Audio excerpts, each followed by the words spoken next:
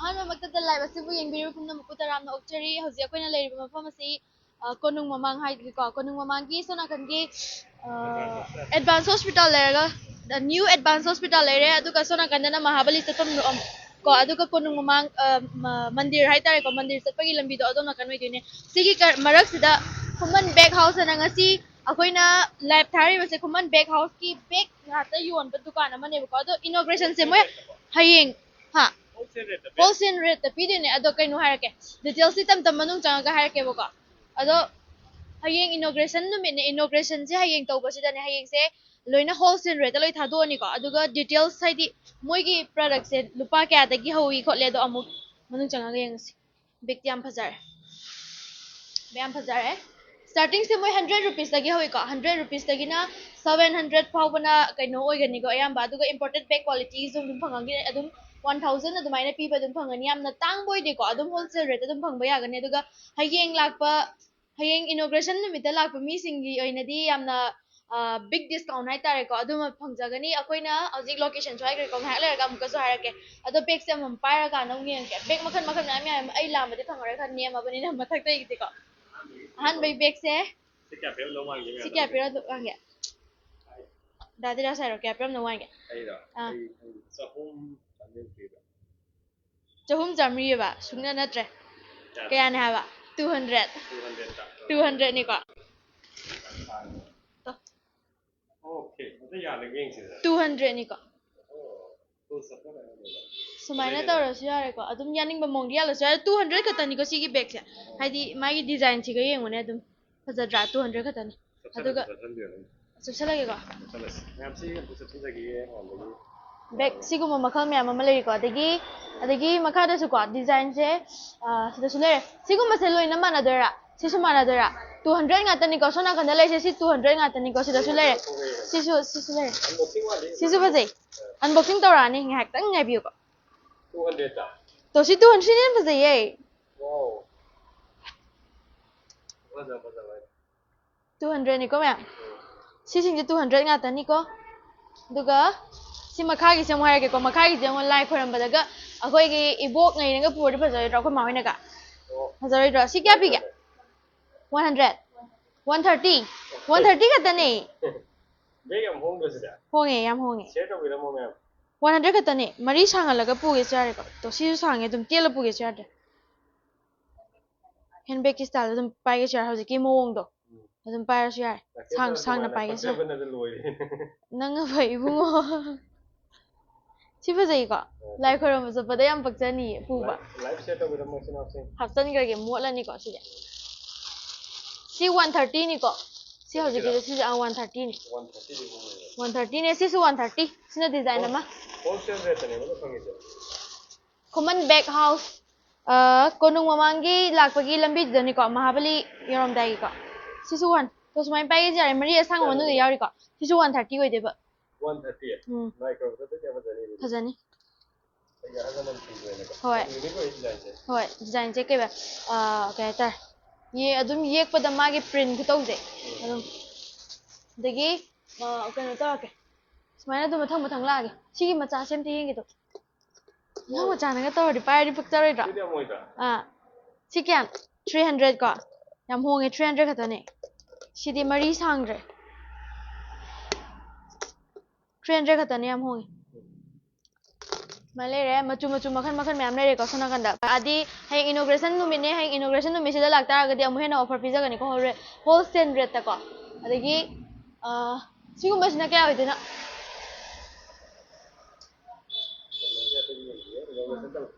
ꯀꯌꯥ ꯁꯤ 200 ꯈꯛꯇꯅꯤꯀꯣ ꯌꯥꯏꯀꯣ ꯁꯤꯁꯨ ꯄ꯭ꯔꯥꯏꯁꯇꯤ ꯌꯥꯝ ꯊꯤ ꯌꯥꯏꯀꯣ 200 ꯈꯛꯇꯅꯤ 200 ꯍꯣꯡꯗ꯭ꯔꯣ 200 ꯈꯛꯇꯅꯤꯀೋ ꯈꯨꯃꯟ ꯕꯦꯛ ꯍꯥꯎꯁꯇꯅꯤꯀꯣ ꯃꯌꯥꯝ ꯈꯨꯃꯟ ꯕꯦꯛ ꯍꯥꯎꯁ ꯀꯣꯅꯨꯡ ꯃꯃꯥꯡ ꯀꯩꯅꯣꯗ ꯅ꯭ꯌꯨ ꯑꯦꯗꯚꯥꯟꯁ ꯍꯣꯁꯄꯤꯇꯥꯜꯒꯤ ꯅꯥꯀꯟꯗ ꯑꯗꯨꯝ ꯂꯩꯔꯕꯅꯤꯀꯣ ꯈꯨꯃꯟ ꯕꯦꯛ ꯍꯥꯎꯁ ꯍꯥꯏꯔꯀꯥꯟꯗ ꯃꯄꯥꯟꯗ ꯑꯗꯨꯝ ꯕꯦꯅꯔ ꯊꯦꯠꯂꯒ ꯑꯗꯨꯝ ꯂꯩꯔꯝꯕꯅꯤ ꯑꯗꯨꯒ ꯁꯤꯒꯤ ꯕꯦꯛꯁꯤꯅ ꯀꯌꯥ ꯑꯣꯏꯗꯣꯏꯅꯣ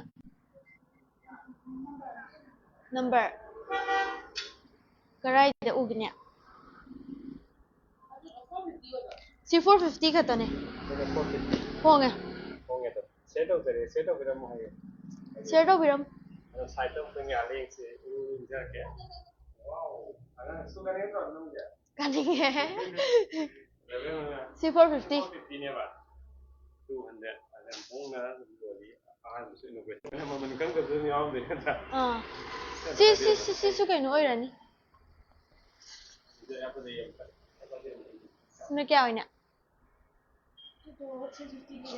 350 irani si 200 450 adagi 350 ko adagi si suna si 280 katane yam yaye 280 katane me to Maria sang was yara ko 280 katane ko ai bag sa petang hoi 280 katane bag sa peching thok charak 280 katane to 280 is big from 280 bag ni ko me yam honge Mother's Day loidri ko me Mother's Day loidri ngarang ta tawgi da ngari Mother's Day gi amuk lebi ba yani ko school bag si wera su yayi to si 450 pi base si school bag wera su yayi dagi hoi da lei aina ka pikpani na lamba phangdaba na tawre aduga si se high ko si 300 high ko cream macha phaje au school chapata puba yaba hojiki 450 pi base sina 300 ko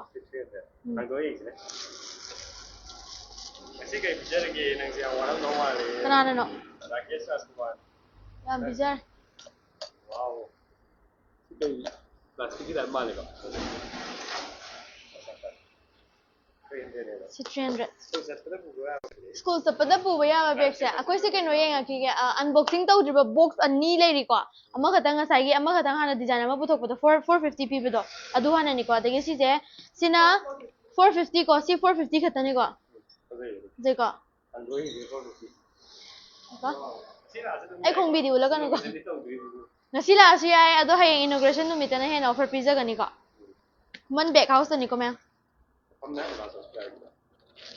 Advanced Hospital New Advanced Hospital ga Advanced Hospital hane gi duga dugi marak tani ko Maria sang mo sum yar ko si 450 khatani ko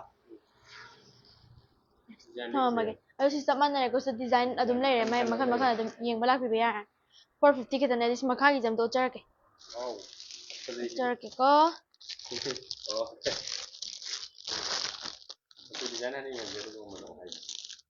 ha maman je kya ai keno tawge tawraga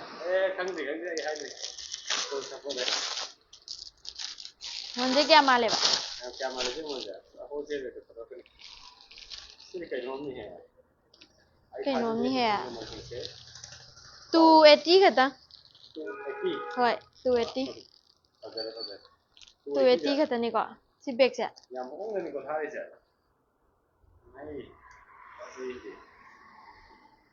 280 khata ni ko se 280 ने hoi mari sang na pai ge ha su yare adagi mai chen cha pe tang ko chen se sona kan da su leire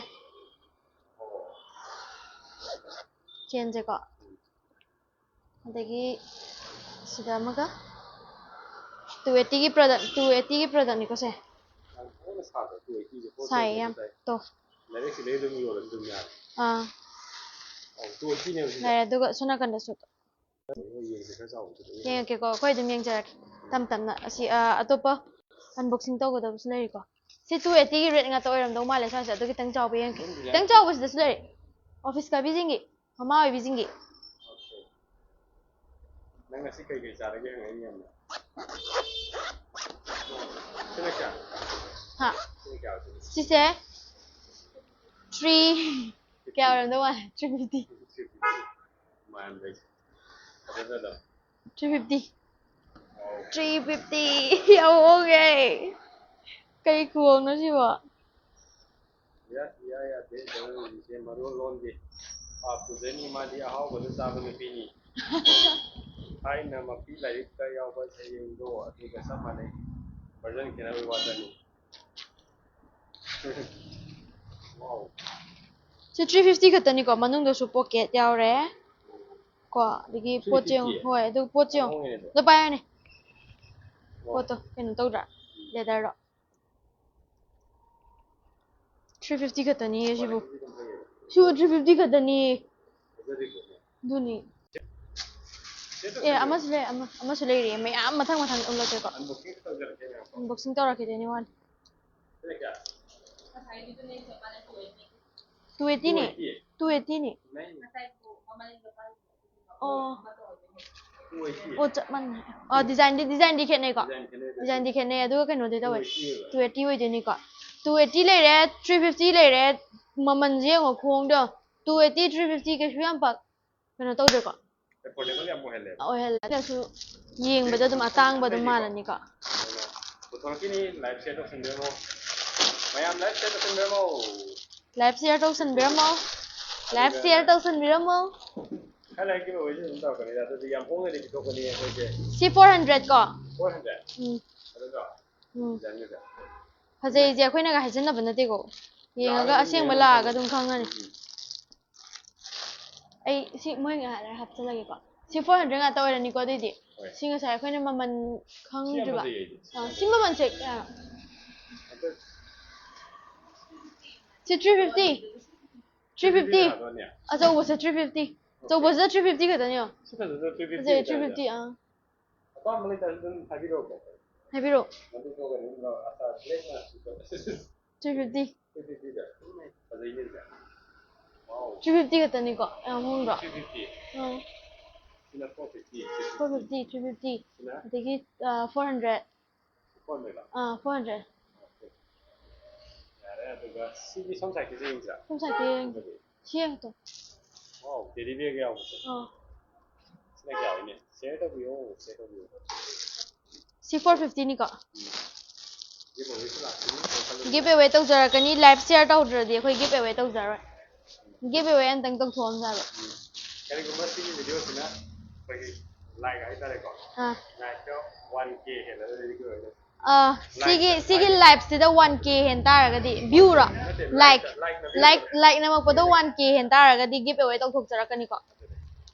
Sina 450. 450 ko. Ma'am like naman din mo share to bila mo. Manung chain de dum kaino man manare ko manung su dum yar mi pan su dum yar.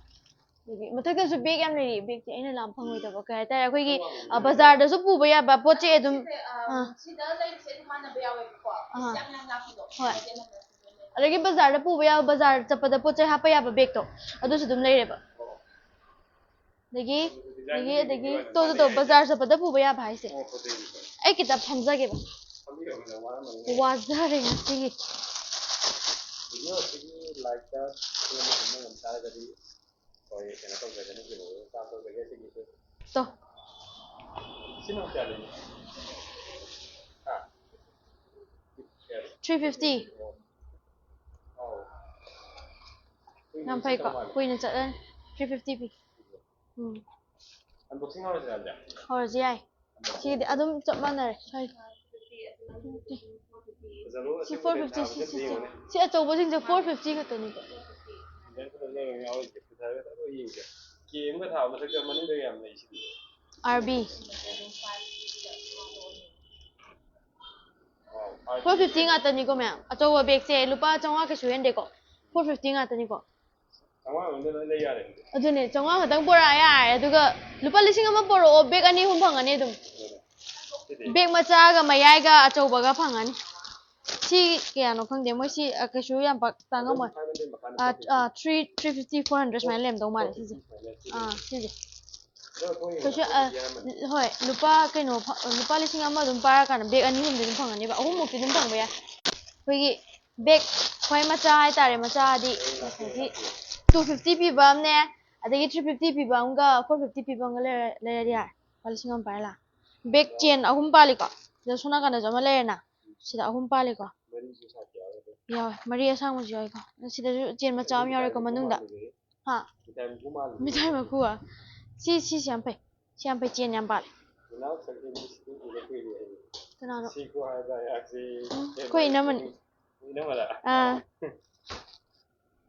big am ho ngai na man le lo discount to vi lo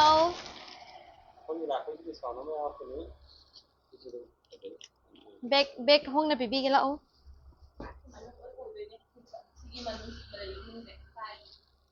500 ki makhang ata ne se salary mi am 450 350 250 130 디자인은 그렇게 하고 시기가 무슨 ꯑꯁꯤ 450 ꯑꯗꯨꯝ ꯑꯣꯏꯔꯝꯗꯧ ꯃꯥꯜꯂꯦ 350 ꯁꯨꯃꯥꯏꯅ ꯑꯣꯏꯔꯝꯗꯧ ꯃꯥꯜꯂꯦ ꯍꯥꯏꯗꯤ ꯕꯦꯒꯁꯦ ꯆꯥꯎꯔꯒ ꯀꯩꯁꯨ 500ꯀꯤ ꯃꯈꯥ ꯉꯥꯛꯇꯅꯤꯀꯣ ꯁꯤꯒꯤ ꯕꯦꯒꯁꯤꯡꯁꯦ ꯀꯩꯕ ꯐꯖꯕ ꯌꯥꯝ ꯌꯥꯎꯏ ꯐꯖꯕ ꯌꯥꯝ ꯌꯥꯎꯋꯦ ꯂꯩꯕ ꯂꯥꯛꯑꯣ ꯁꯦꯔꯁꯨ ꯃꯆꯥ ꯑꯃꯇꯪ ꯇꯧꯁꯟꯕꯤꯔꯝꯃꯣ ꯆꯤꯌꯔꯁꯨ ꯃꯆꯥ ꯑꯃꯇꯪ ꯂꯥꯏꯛꯁꯨ ꯃꯆꯥ ꯑꯃꯇꯪ ꯅꯝꯕꯤꯔꯝꯃꯣ ꯈꯨꯕꯤ ꯃꯆꯥꯗꯨꯅ ꯃꯆꯥ ꯇꯧꯔꯒ ꯑꯩꯈꯣꯏꯒꯤ ꯑꯩꯈꯣꯏ ꯑꯟꯕꯣꯛꯁꯤꯡ ꯍꯧꯔꯒꯦꯀꯣ ꯗꯥꯗꯤꯔꯥꯖ ꯁꯣꯝ ꯅꯥꯀꯟꯗ ꯆꯠꯂꯖ ꯑꯟꯕꯣꯛꯁꯤꯡ ꯍꯧꯔꯁꯦ ꯑꯟꯕꯣꯛꯁꯤꯡ ꯍꯧꯔꯁꯦ ꯃꯌꯥꯝ ꯂꯩꯔꯦ ꯍꯧꯖꯤꯛ ꯋꯥ ꯋꯥ ꯑꯗꯨꯝ ꯌꯦꯡꯉꯁꯤ ꯑꯩ ꯑꯟꯕꯣꯛꯁꯤꯡꯅꯤꯅ ꯈꯨꯗꯛꯇ ꯑꯗꯨꯝ ꯇꯧꯖꯔꯦ ꯑꯟꯕꯣꯛꯁꯤꯡꯁꯦ ꯁꯤ ꯕꯦꯒꯁꯦ ꯑꯃꯟꯗꯤ ꯈꯪꯗꯦ ꯉꯥꯏꯈꯣꯀꯣ ꯀꯗꯥꯏꯅꯣꯅꯦ ꯀꯩꯅꯣ ꯇꯧꯐꯝꯗꯣ ꯁꯤꯂꯦ ꯁꯤ ꯕꯦꯒꯁꯦ 150 ꯈꯛꯇꯅꯤꯀꯣ ꯕꯦꯒꯁꯦ ꯃꯔꯤ ꯌꯥꯎꯔꯝꯗꯧ ꯃꯥꯜꯂꯦ ꯃꯅꯨꯡꯗ ꯌꯦꯡꯒꯦ 150ꯗ 150 ꯈꯛꯇꯪ ꯌꯥꯎꯋꯦ ꯃꯔꯤ ꯌꯥꯎꯋꯦ ꯃꯔꯤ ꯌꯥꯎꯋꯦ ꯍꯥꯞꯆꯜꯂꯒ ꯑꯝꯇꯪ ꯑꯝꯇ ꯌꯥꯜꯂꯒꯦ ꯌꯦꯡꯒꯦꯀꯣ 150ꯗ ꯐꯖꯩ ꯗꯥꯗꯤꯔꯥꯖ ꯑꯩ ꯑꯉꯥꯡꯗꯒꯤ ꯅꯍꯥꯟꯃꯨꯛ ꯊꯦꯡꯅꯕꯅꯤ ꯀꯩꯊꯦꯜꯒꯤꯗ ꯑꯣꯏꯁꯅꯤ ꯑꯣ ꯈꯪꯉꯦ 150ꯗ ꯕꯦꯒ ꯂꯩꯔꯦꯕ ꯉꯥꯏꯈꯣꯀꯣ ꯌꯥꯝ ꯍꯣꯡꯅ ꯐꯪꯉꯦ ꯑꯗꯨꯗꯤ ꯐꯪꯉꯤ 150 ꯈꯛꯇꯅꯤ ꯁꯤꯗꯒꯤ ꯅꯥꯔꯦ ꯍꯦꯟꯅ ꯍꯣꯡꯕ ꯃꯐꯝꯁꯦ ꯃꯌꯥꯝ ꯃꯅꯤꯄꯨꯔꯗ ꯂꯩꯒꯗ꯭ꯔꯥ ꯂꯩꯔꯔꯣꯏ ꯁꯤ 150 ꯀꯃꯦꯟꯇ ꯈꯛꯇꯅꯤ ꯍꯥꯏꯕꯤꯔꯝꯃꯣ ꯂꯩꯔꯒꯗꯤ ꯑꯩꯈꯣꯏ ꯑꯃꯨꯛ ꯆꯠꯆꯔꯒ ꯆꯠꯆꯔꯒꯦ ꯌꯦꯡꯉꯨꯒꯦ ꯑꯃꯨꯛ ꯌꯦꯡꯉꯨꯒꯦ ꯌꯥꯝ ꯍꯣꯡꯉꯦ ꯍꯥꯏꯇꯥꯔꯦ ꯀꯩꯅꯣꯅꯤ ꯌꯥꯗ꯭ꯔꯦ ꯆꯟꯗ꯭ꯔꯥ ꯌꯥꯏꯌꯦ ꯅꯪ ꯉꯁꯤꯗꯤ ꯗꯣꯟ ꯃꯣꯟ ꯍꯥꯏ ꯉꯔꯥꯡ ꯇꯨꯝꯗꯕꯩꯔꯥ ꯅꯪꯁꯦ ꯑꯩꯈꯣꯏꯒꯤ ꯑꯩꯁꯦ ꯉꯁꯤꯁꯦ ꯀꯩꯅꯣ ꯁꯥꯔꯦ 150ꯒꯤ ꯕꯦꯒꯇꯅꯦ ꯑꯩꯈꯣꯏꯒꯤ ꯐꯖꯕ ꯌꯥꯝ ꯌꯥꯎꯏ ꯒꯨꯗꯅꯒ ꯍꯥꯏꯕꯒꯤ ꯊꯥꯒꯠꯆꯔꯤ ꯐꯖꯕ ꯌꯥꯝ ꯌꯥꯎꯋꯦ ꯂꯩꯕ ꯂꯥꯛꯄꯤꯌꯣ ꯅꯨꯄꯥꯔ ꯅꯨꯄꯤꯔꯣ ꯅꯨꯄꯥꯔ ꯅꯨꯄꯤꯔꯣ ꯑꯩꯈꯣꯏꯒꯤ ꯀꯩꯅꯣ ꯁꯥꯟꯇ ꯀꯣꯟꯊꯝꯕꯒꯤ ꯅꯨꯄꯥ ꯑꯣꯏꯔꯝꯗꯧ ꯃꯥꯜꯂꯦ ꯁꯣꯝꯒꯤ ꯏꯆꯥꯅꯨꯄꯤꯒꯤ ꯑꯃꯗꯤ ꯁꯣꯝꯒꯤ ꯂꯣꯏꯅꯕꯤ ꯇꯣ ꯁꯤꯁꯤꯅꯦꯀꯣ 150 ꯍꯥꯏꯁꯦ ꯉꯁꯥꯏꯗꯒꯤ ꯋꯥꯎ 150 ꯈꯛꯇꯅꯦ ꯑꯩꯉꯣꯟꯗ ꯌꯥꯟꯕꯗꯗꯤ ꯌꯥꯝ ꯊꯤꯔꯦ ꯅꯪ ꯀꯦꯔꯒ ꯌꯥꯜꯂꯝꯗꯧꯅꯤ ꯑꯩ ꯉꯁꯤꯁꯦ ꯗꯝ ꯂꯣꯏꯔꯦ ꯄꯨꯊꯣꯔꯛꯀꯦꯀꯣ ꯁꯤꯗ ꯃꯆꯨ ꯃꯆꯨ ꯂꯩꯀꯣ ꯑꯗꯨꯝ ꯌꯦꯡꯉꯁꯤ ꯁꯤ ꯆꯈꯥꯏꯔꯁꯦ ꯉꯁꯤꯗꯤ ꯆꯈꯥꯏꯔꯝꯃꯒꯦ ꯂꯣꯏꯅ ꯃꯣꯏ ꯉꯁꯤ ꯈꯨꯃꯟ ꯕꯦꯒꯁꯀꯤ ꯀꯩꯅꯣꯁꯦ ꯑꯩꯈꯣꯏ ꯂꯣꯏꯅ ꯆꯈꯥꯏꯔꯝꯃꯒꯦ ꯑꯩꯅ ꯃꯁꯤꯟꯗ ꯊꯝꯕꯤꯀꯣ ꯁꯣꯝꯗ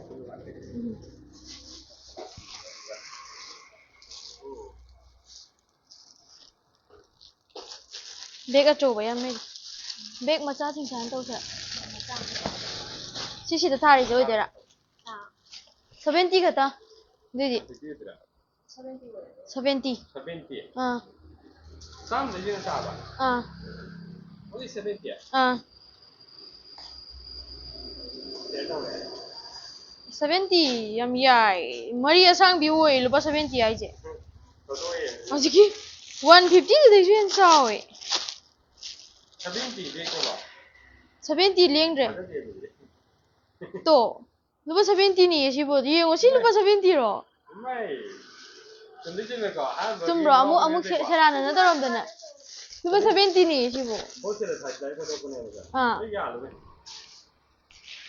ꯑꯩꯗꯤ ꯁꯨꯃꯥꯏꯅ ꯍꯦꯛꯇ ꯌꯥꯟꯒꯜꯂꯦꯕ ꯕꯦꯒꯁꯦ 1 ꯅꯠꯇꯦ 70 ꯈꯛꯇꯅꯦ ꯑꯣꯟꯂꯤ 70니ꯀꯣ ꯌꯦꯡꯍꯟꯒꯦ 70ꯗꯤ ꯍꯣꯡꯃꯜꯂꯦ ꯀ꯭ꯋꯥꯂꯤꯇꯤꯁꯦ ꯃꯅꯨꯡꯗ ꯄ꯭ꯂꯥꯁꯇꯤꯛ ꯃꯌꯥꯝ ꯌꯥꯎꯔꯝꯃꯦ ꯕꯦꯒꯁꯦ ꯀꯗꯥꯏꯗ ꯂꯩꯒꯦ ꯑꯗꯨꯝ ꯇꯥꯛꯄꯤꯔꯝꯃꯣ ꯀꯩꯅꯣ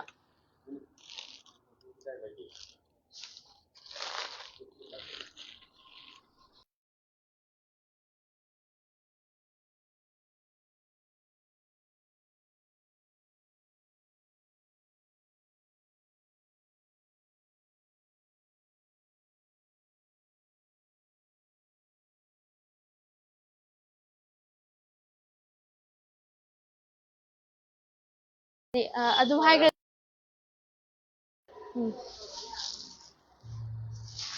ꯕꯦꯒ ꯑꯇꯣꯞꯄ ꯄꯨꯊꯣꯛꯄꯤꯔꯣ ꯑꯩꯅ 350 ꯀꯣ ꯌꯥꯝ ꯍꯣꯡꯉꯦ ꯀꯅꯥꯎ ꯅꯥꯗ꯭ꯔꯤꯕꯣ ꯅꯪꯕꯣ ꯀꯅꯥꯅꯣ ꯑꯣ ꯅꯥꯔꯦ ꯅꯥꯔꯦ ꯀꯌꯥ ꯑꯣꯏꯒꯦ ꯉꯁꯥꯏꯗꯩ 350 ꯑꯣꯟꯅꯕ ꯃꯥꯜꯂꯦ ꯅꯪꯅ ꯌꯥꯜꯂꯤꯗꯣ ꯑꯣꯟꯅꯕ꯭ꯔꯣ ꯑꯣꯟꯅꯩꯌꯦ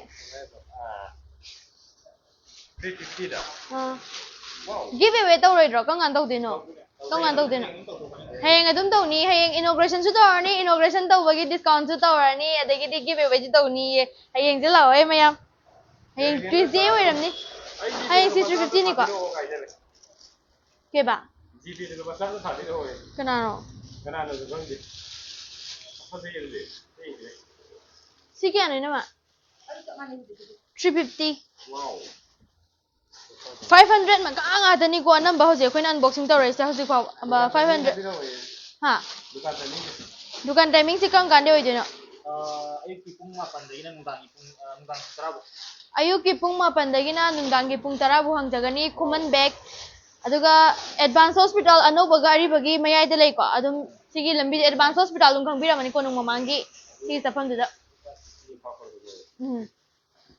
si 350 keba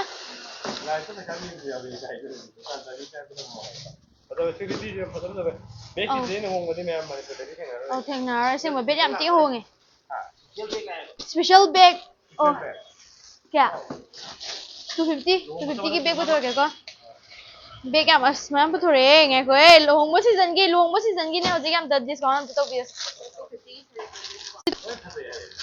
Nói phát gì kìa? Si 250. Sang na paige char, sang paige char. To. Si 250 khata ni ko. Hazabra.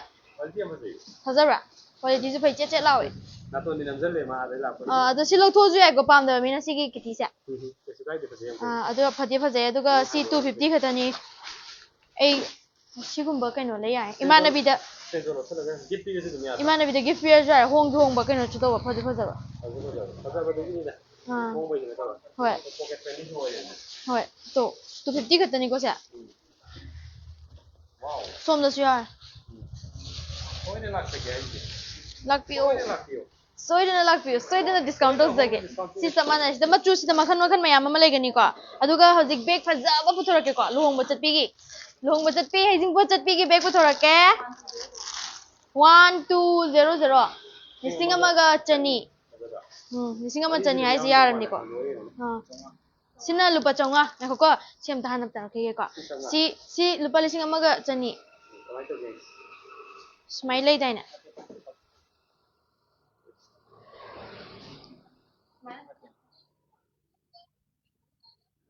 Oh. yes Hang ari jaw le yaar me. Yani hai. Hajing po chani ai.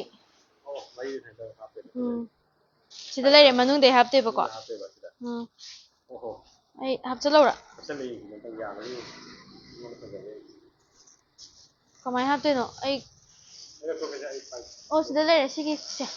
Lai ko. Le. ya la bi Sabini ko khudna khatang pair share du ga.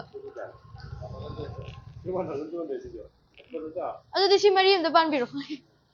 so de 1200 ta 1200. Manjo. Lum law ra phaje ko. wow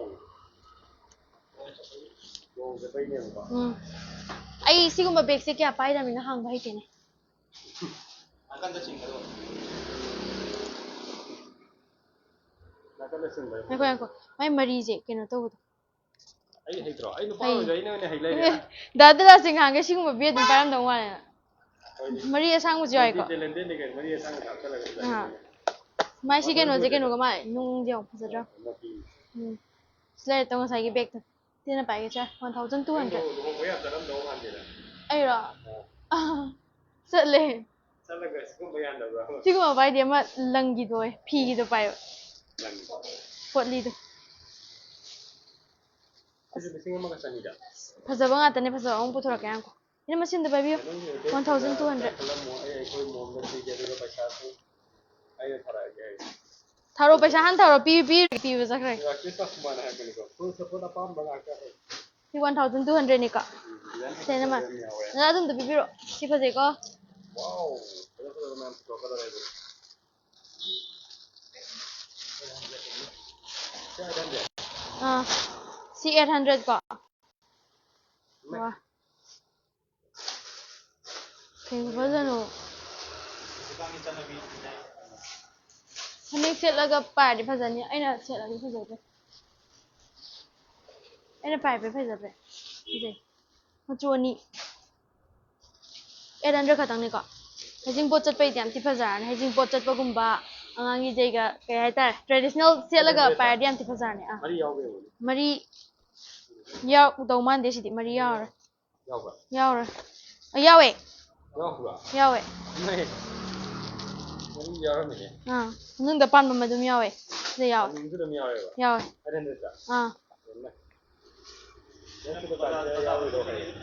yaw di Kodi lai thawai la khale. live thawai lak pani ka si 300 ke ngutora ke si lohongba season hojik lohongba season ki discount tawre ra discount adani wholesale rate ne ka wholesale rate ne pangaroi kadai da no akhoi ki dukan se Khuman bag advanced hospital gi marakta leroi tar manipura phangaroi tar si 800 khatani ko sigumba se 800 khatani magi stone wa kai ka se mi sumaina ke ba Ngasi kira lai bro. ke da bidla e Ada musnada.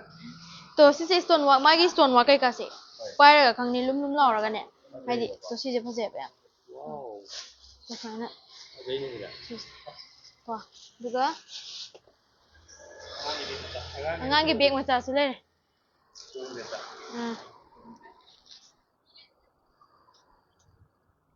angangi bag macha do ngarangi double pai biare to Masudu makan makan lai ka. sumaina pai pa su yare sumaina yare ko aduga angangi ni ko se sida angangi sida double ko ai poraki ko sanga reng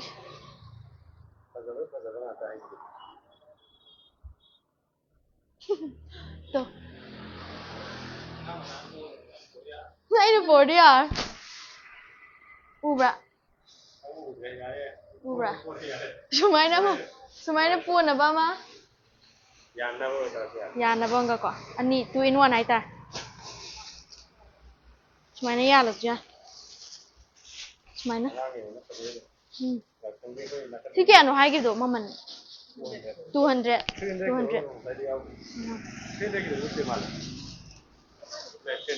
oh 300 de lai ne cham cham bi thora gi ngak tang ngai bi ro ko si 300 ko bi jerry gi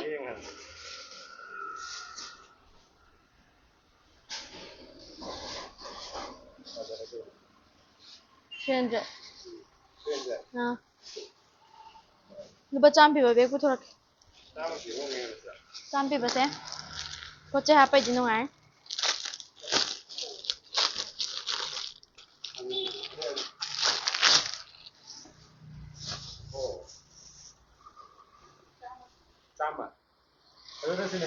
si ba ji yani na college sala se ani kurti gumba se laga ko skirt ke no gi do se laga si pai ba da 100 ka tani ko mai jan jo si 100 ka tani ko college ka bina su yare adagi loi pai ba yare si hanu bi da hanu bi ba si 250 forever love si lau thoni nga yare dum ne ko what yam hongi ko me hongam na jena ba te wholesale rate bag ta lupa 350 da phang ba gai je mi sho dai lo ro zo dum photo kai no phar quality layer si da di yeng wala dum yeng wala min na zo re adagi 350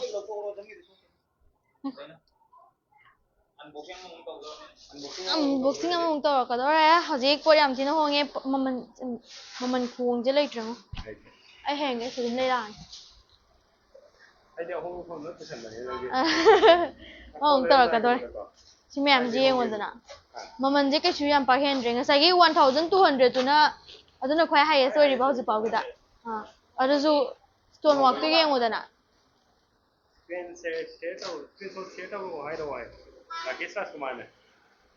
comment parano yare madu mi Ai maningda lai da. Yesu la maningda. Gimbal bai lai. Si da wireless lai ti yaw ta. Mai lai ka. ai sak je kai nom to re ai sak je kai kai ama som je kai nom to re si Wow, da mem lai dai. Komando tam tam nai jara ke mem da. Wala. Why? Man tam hajarake. Maman yam hong. Hong. Honga. Si ngarang Mother's Day daga tawramadi ngena kaino tawni ko. Mother's Day da giveaway dagi inauguration tawramadi. Sing sai ulhau dare. 1200. Luhongba season gi yam pore ko mya. 1200 por taba. Sai. Jet lao. 이모들 가자 Manungda 3,000. Oh, pirani 3000 to adum helani. 3,000 Hoi. Mari yawe. Adum leiba mina dum khangangani da. Ko bazar dum leiba mina di khangangani abuduga si khuong ji na la ni dum. Tar. Bazar da pasonga yo mado. Hoi. Hoi. Si kya hoye? 4. 400. Maman ke shutang de 1200 na khwai dagi highest oi record do 5 aduga adude hongda baharaga na 500 ki makhaje stage loi phangai tare 450 350 300 250 200 130 adumaina loi bi ko loi honge adu kan da ngasai ki 800 piba item ama khatang oiram atai ji loi honge tare si 400 ni ko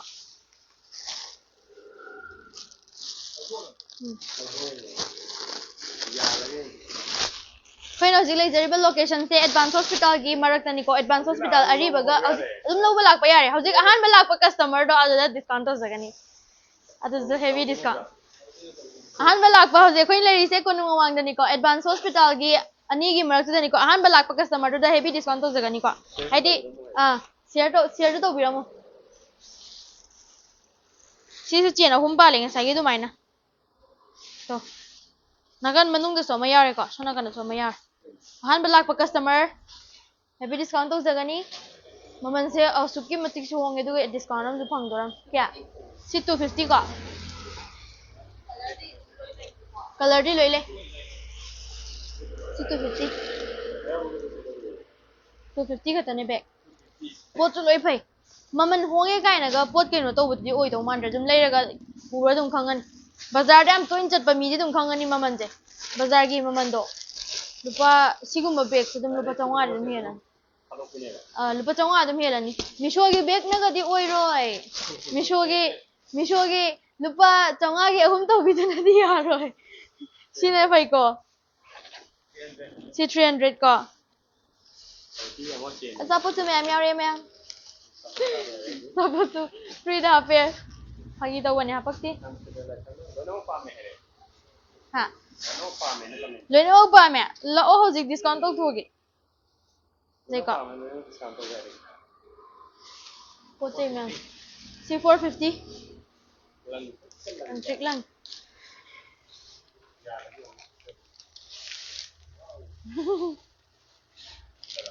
Deh Lami Chikum ba lang ba me am này Lang me am này Em này Rồi đi nọ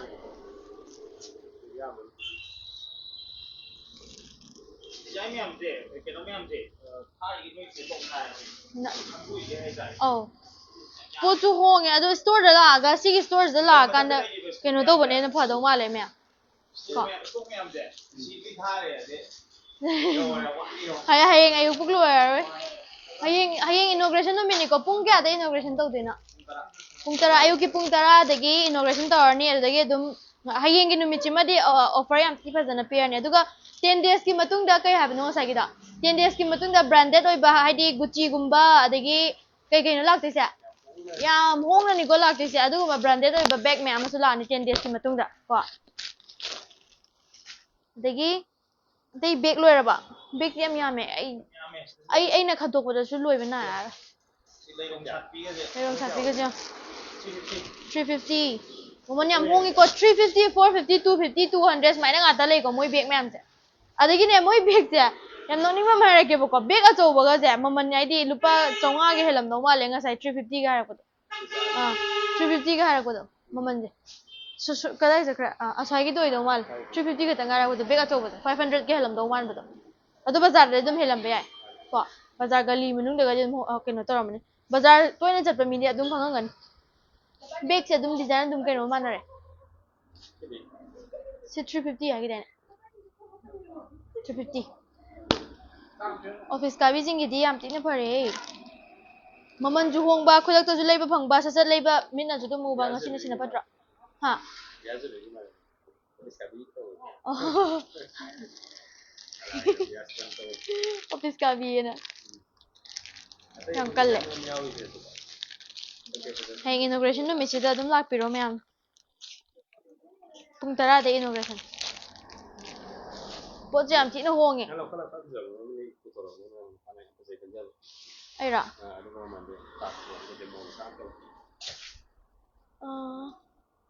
karamba mon amay ta khalora mathakte ang khalake di mathakte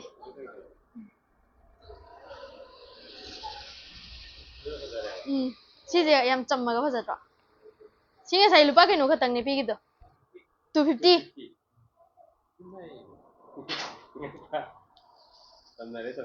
masing moiro ngasai hen gidai ne maman 250 ai ngasai hen janai ga maman si 250 khatani da ga be acho jingo 250 khatani hoi 250 khatani 250 khatani adune machuje chammaga ju phajai adu 250 khatani yone pochi ju kaino oideba malai dan leather ka ka ka lawo ju nate ko se ka ka lawo nate to hoi hoi ai bedan nat nat lawa ga ne nungai ba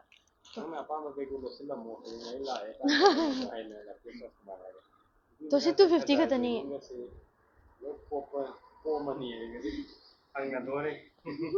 si 250 khatani si to pa laitrawa athakta si 250 bi ba mayam lai ri haye si de yam thina phai ya 250 khatang jam thi phadra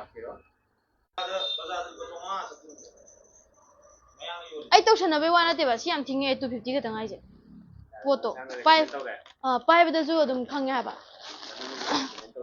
lok thok ke ko 250 khatani yam ti hong manipur da kwai hong ba bag phangge di khuman bag ta lao ma si khuong je phangara sengba to manungda su yam chaw ha ba hapam nungai ni college sat ba office ka bi office ka bi ki bag ai ne ekta onar ekta pai ba bag se si ba jara si 250 khatani ko ma ai thira ju bag se hong 250 da sau ba be ni 250 da potyo pai ba da leidana bag se ma kak kak law ba leidana masak to yeng ba di phajara kan da adu oidi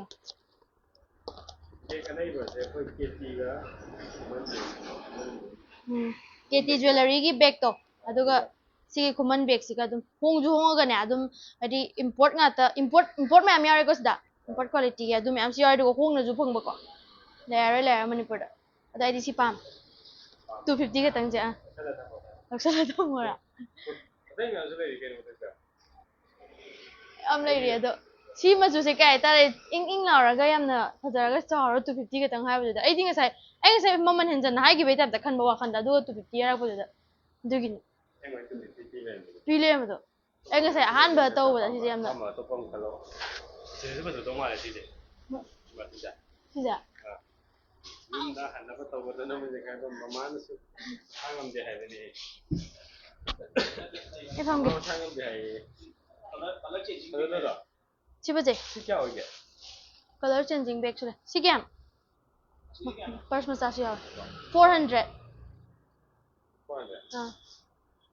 wow to de na Kasi. purse sam se avega to 400 ka ne 400 bag se ai na ga pa ba da ma kaino quality mai quality kaino si handa ma ma gun je de ngen thara ba mo ne kya bag ni hen phaja ba to si ya shang si ta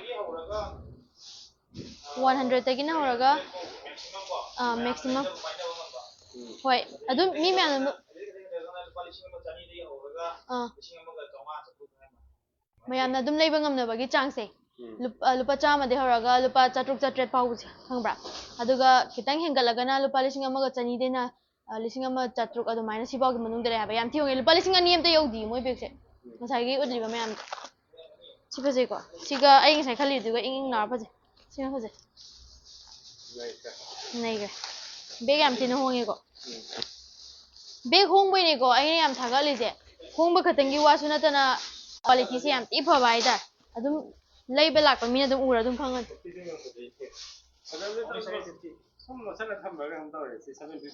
customer la yeng hang ema hajaye 750 750 wow isam se waram nani yengore yang wana ide kiti jere jere so khara yamna lam no ki kiti makala makha wale 500 nong ding kai comment no tu bo wa bai ai yeng wa ai de beg yeng wa ni ko si 750 hek yeng bada pot se ama mini yeng bada ju ka hai ta tang bu ju man ba du go hong di hong ba china 500 ko ya 750 ki range 700 ko china siri premium mo na dum giman git to ko su ya de oh ngasi customer ahamba lak pangai bane to ngai roi lak tar mina khoi chatlan ning customer karamana lupa lising ama chani bi wen lei ga nang jipe ka po jelo jipe da bisa kapo lei lagi loina sam hazare dosti senga sai lupa kya na bu jahum mai bro jahum kaino kaithen kaithen ka bata ko oje kaithen ka bi ni ko ngasi gi kaino se loi yaw re ko college ka bi gi office ka bi gi kaithen ka bi gi loi ni yaw re poche ha polo no ngai pot loi ba ni ko kaithen ka bi na pot yon bi khata na ti ko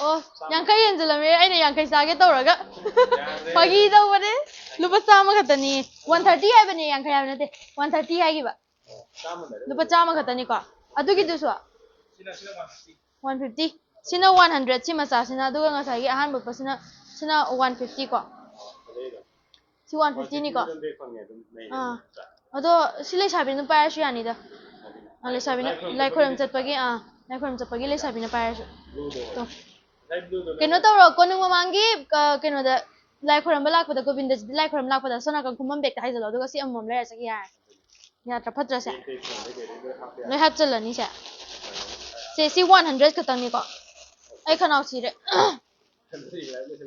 loi chala se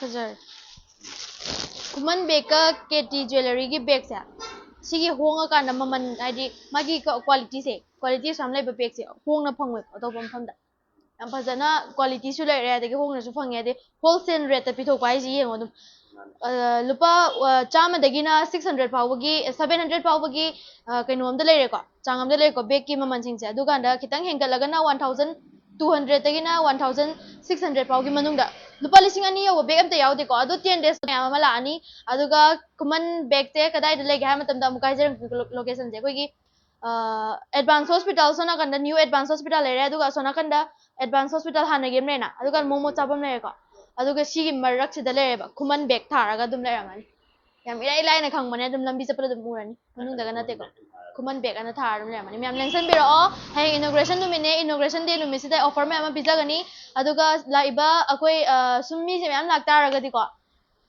give away tok thokani ba ha kana khangni branded hagi akoi gi owner jing dina branded bag gucci ga do keno tok thora di give away tok thora di